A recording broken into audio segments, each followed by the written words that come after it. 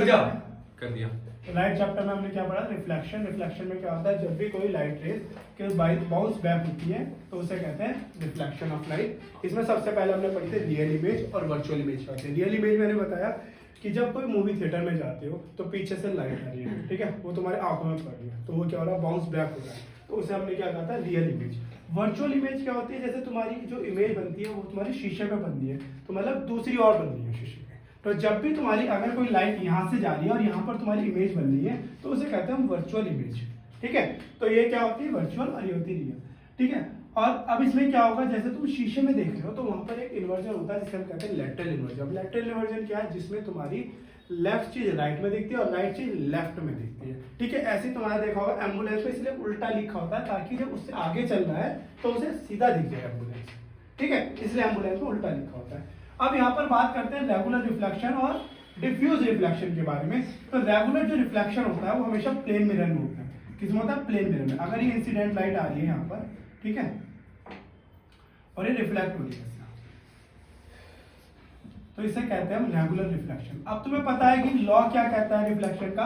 अगर कोई light ray incident है, ठीक है, इंसिडेंट रे होती है जो लाइट आती है, और ये तुम्हारा क्या है, नॉर्मल, ठीक है, जो 90 डिग्री होता है प्लेन से। अगर कोई इंसिडेंट रे ये लाइट आती है उसे हम कहते हैं इंसिडेंट रे, इसे कहेंगे हम इंसिडेंट रे, और इसके बीच में जो एंगल बनेगा उसे कहेंगे इंसिडेंट एंगल। और यहाँ से बाउंस बैक करके जो लाइट जाएगी उसे कहेंगे हम रिफ्लेक्टेड रे, और ये होता है हमारे पास आर, जो होता है हमारे पास रिफ्लेक्टेड एंगल, ठीक है।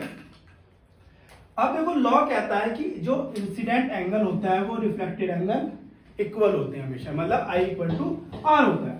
और हमारा जो इंसिडेंट रे होती है नॉर्मल होती है, और जो रिफ्लेक्टेड रे होती है वो सेम पॉइंट और सेम प्लेन पर लाई करती है, ठीक है। अब रेगुलर रिफ्लेक्शन डिफ्यूज रिफ्लेक्शन में कभी कभी क्वेश्चन ये आता है कि कौन सा इन दोनों में से कौन सा ऐसा वो होता है कि जो दोनों लॉ को क्या करता है, दोनों क्या करते हैं, ये लॉ को ओबे करते हैं नहीं करते, ठीक है। अगर ये रे आ रही है तुम्हारी डिफ्यूज रिफ्लेक्शन में तो ये कभी इधर चली जाएगी, एक रे इधर चली गई, एक रे उधर चली गई, और एक रे ऐसे चली जाती है। तो इनमें से क्वेश्चन ये पूछा जाता है कि इन दोनों में से बताओ कौन सा रेगुलर ये लॉ ऑफ रिफ्लेक्शन का ओबे करते हैं। ओबे करते हैं मतलब इसका सम्मान करते हैं, मतलब इसके रूल के हिसाब से चलते हैं। या तो ये चलता है या ये चलता है या दोनों चलते हैं। तो इसमें कौन सा रेगुलर रिफ्लेक्शन तुम्हारा क्या है, कभी डिफ्यूज नहीं, रेगुलर सबका रेगुलर आएगा। हाँ रेगुलर आएगा, लेकिन रेगुलर गलत है, लेकिन ये दोनों ही तुम्हारे लॉ को रिप्रेजेंट करते हैं। कैसे, क्योंकि देखो फर्स्ट लॉ कहता है इंसिडेंट आएगी तो रिफ्लेक्टेड जाएगी, इसमें भी इंसिडेंट रे आ रही है लेकिन रिफ्लेक्टेड जा रही है।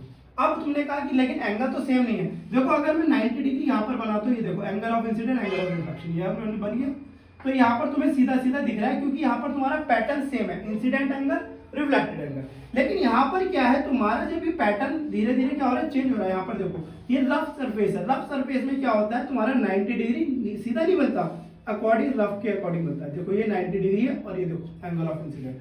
अब यहाँ पर जो 90 डिग्री बना होगा ये ऐसे बना होगा, यहाँ पर जो 90 डिग्री बना होगा ये यहाँ पर बना होगा। तो एंगल ऑफ इंसिडेंट और एंगल ऑफ रिफ्लेक्शन इनमें सेम रहते हैं, 90 डिग्री अकॉर्डिंग बनता है सरफेस के। तो इसलिए तुम्हें यहाँ पर दिखता नहीं है कि 90 डिग्री ये नॉर्मल दिखाई नहीं देता ढंग से। तो दोनों ही लॉ को ओबे करेंगे, रेगुलर भी और इरेगुलर भी, ठीक है। तो यहाँ तक होगी हमारी बात, बेसिक बात होगी है रेगुलर रिफ्लेक्शन और इरेगुलर रिफ्लेक्शन या डिफ्यूज रिफ्लेक्शन के बारे में, ठीक है। अब ये जो बनता है सब चीजें क्या होती है इसमें, तुम्हारे पास आते हैं यहाँ पर दो mirror, spherical mirror. Spherical mirror होते हैं कॉनकेव मिरर और कॉन्वेक्स मिरर। अब देखो कोई स्पेयर बनाया मैंने, और स्पेयर को मैंने क्या किया, दो पार्ट में अगर मैं डिवाइड कर देता हूँ इसे, तो एक ही वाला पार्ट बन जाता है और एक ही वाला पार्ट। जो ये केव सा पार्ट बनता है, मतलब केव का मतलब क्या होता है, जब तुम अंदर जाते हो केव के तो केव वाला पार्ट बनता है, तो इसे कहते हैं कॉनकेव। तो यहाँ पर इसकी पॉलिश हो जाती है, तो इसे ये क्या बन गया, कॉनकेव। और ये वाला जो पार्ट होता है ये बन गया कॉन्वेक्स, इसके अंदर पॉलिश होती है, ठीक है। अच्छा अब ये जो सर्कल है इसका कोई ना कोई तो सेंटर होगा। तो जब इस सर्कल का जो सेंटर होता है, और मैं अगर सेंटर ऑफ कर्वेचर की बात करूं तो कोई भी स्पेरिकल मिरर या कॉनकेव या कॉन्वेक्स जिस स्पेरिकल मिरर से ये कट के आया है उसका जो सेंटर होता है वो होता है इस मिरर का, कॉनकेव और कॉन्वेक्स का सेंटर ऑफ कर्वेचर। क्या होता है, सेंटर ऑफ कर्वेचर, जिसे हम रिप्रेजेंट करते हैं सी से, ठीक है। और मिरर का जो सेंटर होता है उसे हम कहते हैं पोल, यानी कि पी, ठीक है। और सेंटर ऑफ कर्वेचर और पोल से जाने वाली जो लाइन होती है उसे हम कहते हैं प्रिंसिपल एक्सिस। उसे क्या कहते हैं? Principal axis. और अगर यहां से इसका साइज ऑफ मिरर की बात करते हैं, जहां पर इंसिडेंट रे जा सकती है, जिस साइज तक वो जा सकती है, उस साइज को हम क्या कहते हैं? अपर्चर। मतलब मुंह जैसे जितना बड़ा लड्डू होगा, जितना बड़ा तुम गोलगप्पा खाते हो, जितना बड़ा मुंह फैलाओगे वो तुम्हारा अपर्चर होता है, अपर्चर जिसे कहते हैं। ठीक है, अगर मैं बात करूं इसकी फोकल लेंथ के बारे में, ठीक है, आप देखो इसमें कॉन्केव लेंस में सारे क्या है? लेफ्ट साइड है, तो लेफ्ट साइड है तो ये सब निगेटिव होंगे, और ये कॉन्वेक्स में क्या है? राइट साइड है तो सारे पॉजिटिव होंगे। अब इनकी फोकल लेंथ की डेफिनेशन अलग अलग होती है। Centre of mirror is called the pole. ठीक है, अब इनकी बनती है फोकल लेंथ की डेफिनेशन अलग है। सर सेंटर की क्या होगी? सेंटर की बताई थी, जिस स्फेरिकल मिरर से ये का पार्ट है, ये तुम्हारा कॉन्वेक्स और कॉनकेव मिरर, उसका कोई सेंटर होगा, वो होता है तुम्हारा सेंटर ऑफ कर्वेचर। ठीक है, अब देखते हैं कॉनकेव। अगर कोई प्रिंसिपल एक्सिस है, ये हमारा पोल होता है, ये हमारा सेंटर ऑफ कर्वेचर होता है। अभी फोकल पॉइंट आया कहां से? लॉ कहता है अगर कोई प्रिंसिपल एक्सिस पैरेलल कोई रे आती है तुम्हारी, कोई प्रिंसिपल एक्सिस के पैरेलल कोई रे आती है, आफ्टर रिफ्लेक्शन वो जिस पॉइंट पर जाकर मिलती है, आफ्टर रिफ्लेक्शन वो जिस पॉइंट पर जाकर मिलती है, उस पॉइंट को हम कहते हैं फोकल पॉइंट। उस पॉइंट को क्या कहते हैं? Focal point. और फोकल पॉइंट से पोल तक की डिस्टेंस को हम कहते हैं फोकल लेंथ। क्या कहते हैं? Focal length. ठीक है, हाँ जी सर, ये भी तो लिख सकते हैं कि सेंटर ऑफ कर्वेचर का आधा नहीं, उससे बाद में पहले जब तक तुम्हारे पास फोकल पॉइंट ही नहीं पता होगा तुम्हें क्या होता है, तो तुम सेंटर ऑफ कर्वेचर का हाफ कैसे लिख सकते हो? तो सेंटर ऑफ ये फोकल पॉइंट आया कैसे? जब कोई भी पैरेलल लाइन जाती है किसके? प्रिंसिपल एक्सिस के, आफ्टर रिफ्लेक्शन के बाद वो जाकर जिस पॉइंट पर मीट होती है, वे सारी पॉइंट एक पर मीट होगी, सब जाकर किस पर? फोकल पॉइंट पर। तो उस पॉइंट को हम कहते हैं फोकल पॉइंट। यहां से हमें पता चला था कि जो फोकल पॉइंट होता है वो सेंटर ऑफ कर्वेचर का हाफ होता है। ठीक है, यहां से आया था। और ये जो फोकल डिस्टेंस होती है और जो रेडियस ऑफ कर्वेचर होता है वो उसका हाफ होता है। ये फोकल पॉइंट नहीं, ये रेडियस ऑफ कर्वेचर का हाफ होता है, फोकल लेंथ। ठीक है, इसलिए यहां पर लिखा जाता है R इक्वल टू 2F। ठीक है, तो F क्या है? R क्या है? Radius of curvature. ठीक है, और यहां से हमारी आई थी फोकल पॉइंट की डेफिनेशन। ये हमेशा क्या है? यहां पर तुम्हारा रियल की साइड है, तो ये माइनस में होगा कॉनकेव में। ठीक है, अब बात करते हैं कॉन्वेक्स लेंस की फोकल लेंथ के बारे में। ये दो नंबर में कभी भी पूछ सकता है डेफिनेशन। ठीक है, ये इसलिए कराया जा रहा है, न्यूमेरिकल्स में काफी ज्यादा यूज होगा इसका। अगर हम बात करें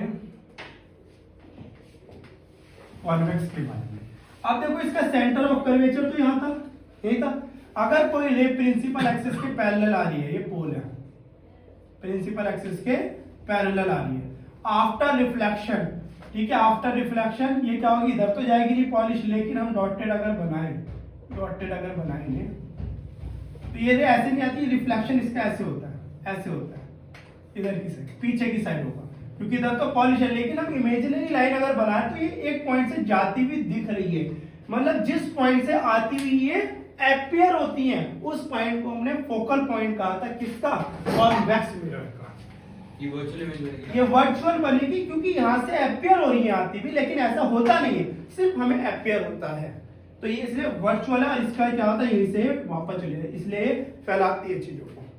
ठीक है, यहां पर इसका होता है। तो तुमने देखा होगा जितने भी सिक्योरिटी मिरर होते हैं उसमें ये वाला मिरर होता है कि दूर की चीजों को भी देख लेता है आराम से।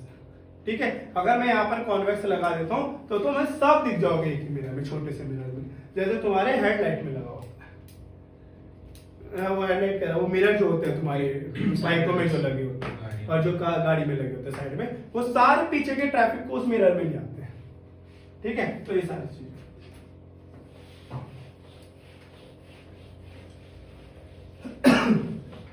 तो यहां तक तो बात होगी छोटी मोटी। अब यहां पर क्या होता है? सबसे पहले कॉनकेव मिरर की बात करते हैं। तो कॉनकेव मिरर के कुछ आते हैं रूल। तो कॉनकेव मिरर के रूल क्या है कि अगर कोई लाइट रे पैरेलल जाती है तो वो कहां से उड़ती भी जाएगी? प्रिंसिपल एक्सिस से, नंबर फर्स्ट रूल। अगर कोई लाइन सेंटर ऑफ कर्वेचर से होती हुई जा रही है तो जहां से आ रही है वहीं से वापस हो जाएगी। अगर कोई लाइन फोकस से होती हुई जा रही है तो ये प्रिंसिपल एक्सिस के पैरेलल हो जाती है। अगर कोई लाइन पोल से होती हुई जा रही है तो जिस एंगल से ये आती है उसी एंगल से ये वापस हो जाती है।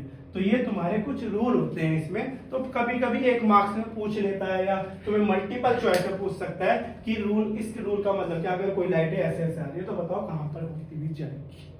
ठीक है, ये रूल्स है। इसके यहाँ पे हम क्या बनाएंगे, सारे फिगर बनाएंगे। देखो कैसे बनते हैं सारे फिगर, सारे केस समझा रहा हूं। केस नंबर 1, ठीक है, अगर तुम्हारी जो ऑब्जेक्ट है पोल और फोकस के बीच में रखी है, ठीक है, यहीं से तुम्हारे न्यूमेरिकल्स भी बनेंगे। अगर तुम्हारी ऑब्जेक्ट क्या रखी है, पोल और फोकस के बीच में रखी है, कहां पर, कॉनकेव का चल रहा है, ठीक है सब, ये बनाओगे, यहां पर बनाओगे पोल। अगर यहां से तुम 3 सेंटीमीटर पर फोकस ले रहे हो तो 6 सेंटीमीटर पर सेंटर ऑफ कर्वेचर लोगे। पूरा पूरा ज्योमेट्री की तरह बनाना है ये फिगर, तभी सही होगा ये। ठीक है, तो यहाँ पर क्या आ जाएगा, इन दोनों के बीच में एक ऑब्जेक्ट रखा, तो जैसे इसे आगे की तरफ बढ़ाया, ये क्या जा रही है, पैरेलल जा रही है। कहां से जाएगी, फोकस से होती हुई जाएगी। एक सेंटर ऑफ कर्वेचर से होती हुई ले जा रहे हैं, ये देखो सेंटर ऑफ कर्वेचर से जा रही है, सेंटर ऑफ कर्वेचर से होती हुई जाएगी। ये क्या होगी, पीछे की तरफ वापस आ जाएगी। तो हमने देखा ये कहीं मिल नहीं रही है और फैल नहीं है चीजें। तो जब हम इसे आगे डॉटेड एक बार चेक कर लेते हैं कि देखते हैं आगे जाके कहीं मिलेगी क्या, तो ये यहाँ पर जाके यहाँ मिल रही है, जिससे हमें दिखता है ये वर्चुअल इमेज बनता है हमारे पास a डैश b डैश। सिर्फ एक केस ऐसा होता है कॉनकेव में जहां पर तुम्हारा वर्चुअल इमेज बनता है, और जैसे तुम बनाते हो इसे एरो जरूर बनाने, वरना मार्क्स कटेंगे उसके।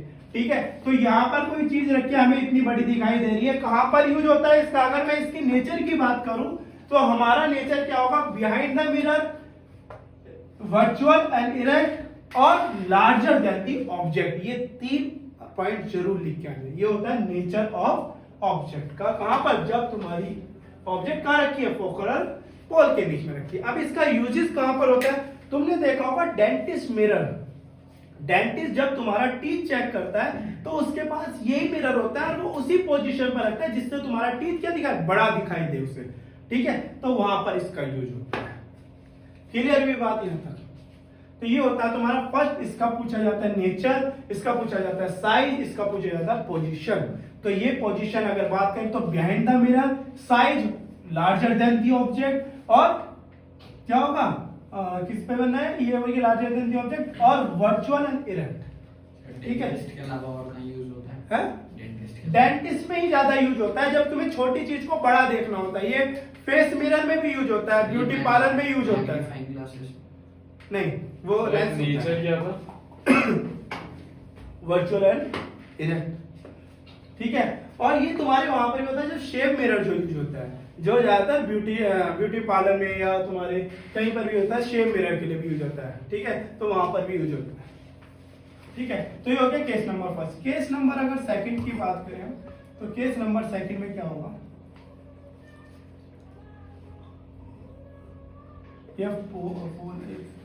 Centre of curvature. अगर तुम्हारी फोकस के ऊपर कोई ऑब्जेक्ट रखी है, किसके ऊपर, फोकस के ऊपर, तो ये अगर सीधी जा रही है तो कहां से जाएगी, फोकस से होती भी जाएगी।